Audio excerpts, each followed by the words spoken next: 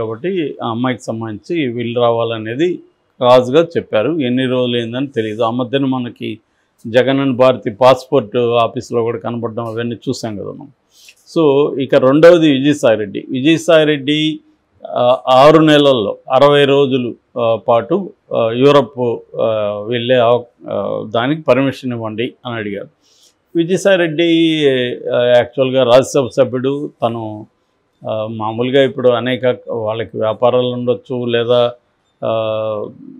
ఇవాళ టూరిజం అనేది very common అయిపోయింది. మామూలుగా ప్రజలు కూడా టూరిజంతో విదేశాల్లోకి వెళ్ళి సేద్తీరాలనేది లేకపోతే రిలాక్స్ అవ్వాలని కోరుకోవచ్చు. ఇంకా విజయసాయిరెడ్డి లాంటి వాళ్ళు పొలిటీషియన్లు ఇక్కడ కంటే కూడా సెలబ్రిటీలు కావచ్చు, పొలిటీషియన్లు కావచ్చు, విదేశాలకు ఎక్కువ ప్రిఫర్ ఎందుకు చేస్తారంటే ఇక్కడ వాళ్ళకి అంత ప్రైవసీ ఉండదు.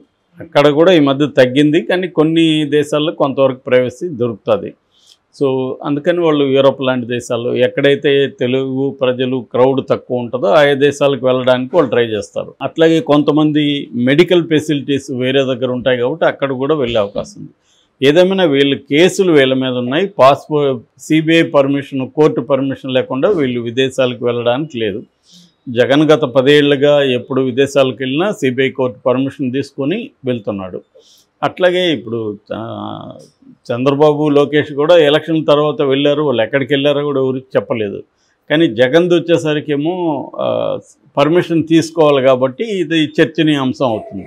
మామూలుగా అయితే జగన్ విదేశాలకు వెళ్ళడం అనేది పెద్ద ఇష్యూ కాదు, అదేమీ పబ్లిక్ సమస్య కాదు. అతను పర్సనల్ వ్యవహారాలు కూడా ఉంటాయి.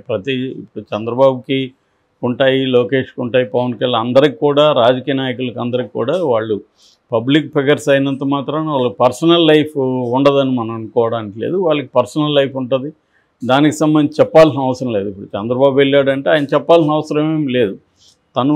తన ప్రైవేట్ ట్రిప్ గురించి చెప్పాల్సిన అవసరం. జగన్ అంతే, జగన్ తన ప్రైవేట్ ట్రిప్ గురించి ప్రజలకు చెప్పాల్సిన అవసరం ఏమీ లేదు.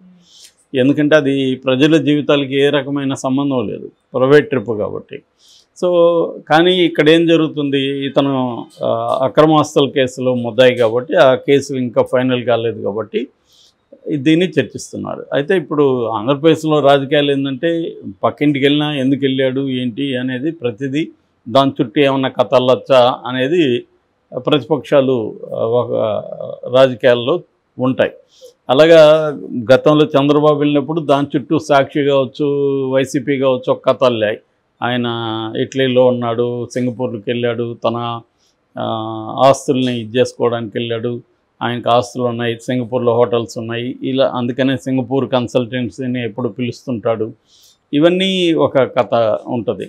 అట్లాగే జగన్ వెళ్ళినా కూడా లండన్కి ఇంకొక కథనం కూడా గతంలో కూడా చేశారు. ఎందుకంటే విర్జిన్ ఐలాండ్స్లో జగన్కి అక్కడ తను డబ్బు దాచుకున్నాడు, ఆ డబ్బుల కోసమే జగన్ వెళ్ళాడు అనేది కూడా గతంలో వచ్చింది.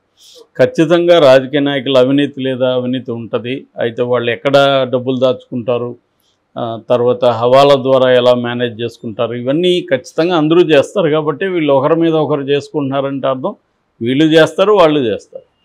చేయకపోతే ఎలక్షన్లలో ఇంతంత డబ్బులు ఎక్కడి నుంచి ఇదైంది? ఒక్కొక్కరు 2,000 కోట్లు 3,000 కోట్లు ఎలా ఒక్కొక్క పార్టీ పెట్టగలుగుతుంది? ఎందుకంటే మామూలుగా ఏడిఆర్ అనే ఒక సంస్థ గతంలో ఎన్నికల్లో 60,000 నుంచి 80,000 కోట్లు ఈ నేషనల్ లోక్సభ ఎన్నికల్లో ఖర్చు అయిందని చెప్తున్నారు.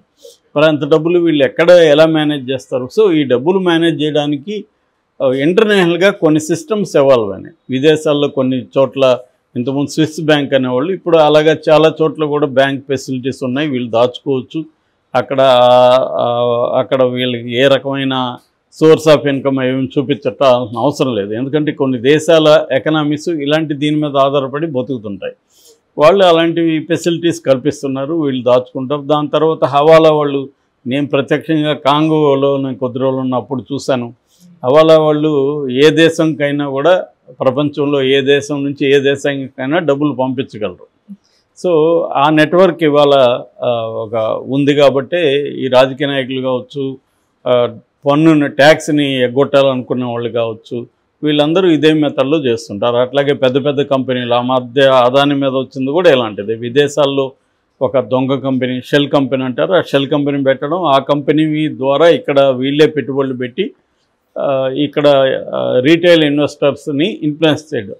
రీటైల్ ఇన్వెస్టర్స్ ఏంటంటే విదేశీ పెట్టుబడులు కానీ ఒక షేర్లో పెట్టారంటే, కంపెనీలో షేర్లు ఎక్కువ కొన్నారంటే ఇది గ్యారంటీగా మంచి కంపెనీ ఉంటుంది, ఖచ్చితంగా గ్రోత్ ఉంటుంది అని వీళ్ళు కూడా కొంటారు రీటైలర్. వాళ్ళేమో మళ్ళీ సడన్గా దాన్ని పెరగగానే వాళ్ళు విత్డ్రా చేసుకుంటారు. ఆ విత్డ్రా చేసుకోగానే మళ్ళీ కోలుతాయి. ఇది ఎప్పటి నుంచో జరిగే ఇదనమాట తతంగం. సో అదేవిధంగా రాజకీయ నాయకులు కూడా చేసే అవకాశం ఉంది. జగన్కి అవి కూడా ఉండొచ్చు. కూతురు సాగుతో జగన్ ఆ పనుల మీద కూడా వెళ్ళొచ్చు. దాంట్లో వెళ్ళడానికి ఏమీ గ్యారంటీ లేదు. ఎందుకంటే గతంలో కూడా కూతుర్లు వాళ్ళే ఇద్దరు ఇక్కడికి రావచ్చు కదా, వీళ్ళిద్దరు ఎందుకు అక్కడికి వెళ్ళారన్న వార్త కూడా వచ్చింది. పర్సనల్గా కూడా వెళ్ళొచ్చు, లేదా అది కూడా జరగచ్చు. సో కాబట్టి ఇక్కడ డబ్బులు విదేశాల్లో దాచుకోవడం అందరూ రాజకీయ నాయకులు చేసే పని. ఇప్పుడు లేటెస్ట్గా రేవంత్ రెడ్డి మీద కూడా అదే వచ్చింది. సో ఇది స్వచ్ఛ బయో అనే కంపెనీలో వాళ్ళ బ్రదర్ డైరెక్టర్గా ఉన్నాడని. సో ఈ క్రమంలో ఇప్పుడు జగన్ పారిపోయాడని, జంప్ అని ఇలా వస్తున్నాయి. గతంలో కూడా వచ్చాయి. అదే కాకుండా బెంగళూరు కూడా 6 సార్లు ఇటీవల కాలంలో జగన్ వెళ్తున్నాడు. సో ఎందుకు ఇలా పారిపోతున్నాడా అనేది ఉంది. కానీ నాకు తెలిసి వీళ్ళు ప్రతిపక్ష నాయకులు ఖచ్చితంగా ఫేస్ చేయాలి తప్ప పారిపోయే లాభం లేదు. ఇప్పుడు అట్లా అనుకుంటే కవిత పారిపోయి ఉండొచ్చు కదా, ఎందుకు జైల్లో కూర్చొనింది. పారిపోయినా కూడా ఇవాళ ఏంటంటే రాజకీయ నాయకులు పారిపోయినా కూడా వదిలే ప్రసక్తి కనబడదు. వ్యాపారవేత్తలంటే కొంతవరకు తప్పించుకోగలరు, కానీ రాజకీయ నాయకులు అలా పారిపోవడం అంటే ఇంకా వాళ్ళ లైఫ్, దాని బదులు వాళ్ళు కాంప్రమైజ్ అయితే చాలు కదా. ఇప్పుడు చంద్రబాబుతో కాంప్రమైజ్ జగన్, నేను ఇంకా రాజకీయాలు చేయను, నీతో నేను సైలెంట్గా ఉండిపోతానంటే చంద్రబాబు కూడా తను అరెస్ట్ చేయడు కదా. కాబట్టి పారిపోవాల్సిన అవసరం ఉంది. కాబట్టి ఏంటంటే వీళ్ళు జగన్ అయినా చంద్రబాబు అయినా వీళ్ళు కేసులు ఎదుర్కొంటారు, జైలుకి వెళ్ళడానికి రెడీ అవుతారు. ఇవన్నీ ప్రిపేర్ అయ్యే వాళ్ళు రాజకీయ రంగంలో ఉంటారు తప్ప దానికి భయపడే వాళ్ళు అయితే రాజకీయాలు వదిలేస్తారు. కాబట్టి నేను అనుకోవడం జంప్ అనేది రాంగ్ పదం. వాళ్ళు ఏ కారణంతో అయినా విదేశాలకు వెళ్ళి మళ్ళీ రెండోది ఏంటంటే సిబిఐ జగన్ పరిస్థితి ఏంటంటే ఇప్పుడు చంద్రబాబు ఎవరికి చెప్పాల్సిన పని ఎక్కడ ఉన్నాడు ఏంటని, కానీ జగన్ ఎవ్రీడే షెడ్యూల్ కూడా సిబిఐకి ఇవ్వాలి. సిబిఐ ఫోన్ అందుబాటులో ఉండాలి. కాబట్టి జగన్ ఏ టైంలో ఎక్కడ ఉన్నాడో సిబిఐకి తెలియాలి. కాబట్టి అంత కండిషన్లు ఉంటాయి జగన్ అయినా విజయసాయి రెడ్డి అని. కాబట్టి వీళ్ళ సిబిఐని తప్పుదారి పట్టించి ఎక్కడికైనా వెళ్ళినా కూడా అది వాళ్ళకి డేంజర్, క్యాన్సిల్ చేస్తారు. కాబట్టి సిబిఐకి చెప్పకుండా వెళ్ళలేని పరిస్థితి